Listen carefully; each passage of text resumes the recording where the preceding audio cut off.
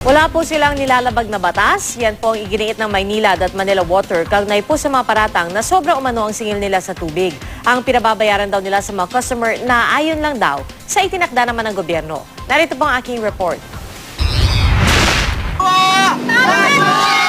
Galit na pinunit ng mga militante ang kopya nila ng concession agreement ng Maynilad at Manila Water para igiit na ibalik ang sobra umanong singil ng dalawang kumpanya. Concession agreement!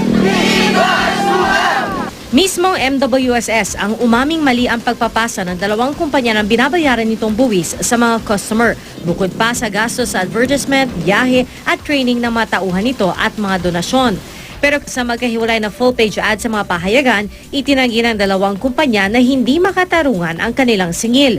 Giit na Manila Water na nanatili raw silang tapat sa mga probisyon ng concession agreement at wala silang balak lumabag sa napagkasunduan.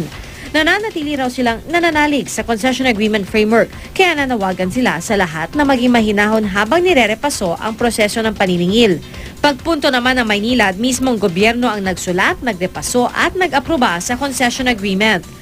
Wala raw karapatan ng kahit sino na basta nalang palitan ang mga probisyon ng kasunduan. Wala rin daw nilabag ang Maynilad sa kasunduan na tapat daw nitong susundin. Dahil hindi kami yung may karapatang gumawa ng sarili naming presyo, ang kaya lang namin i-negotiate ano yung formula para dun sa neto na matatanggap. At so, napagkasunduan na ito yung neto na matatanggap nung konsesyonaryo sa pagpatakbo ng negosyo. At syempre, kasama doon na sa neto na ibawas na yung income tax. Dagdag pa ng Maynilad na susuklian naman daw ng magandang serbisyo ang bayad ng kanilang mga customer.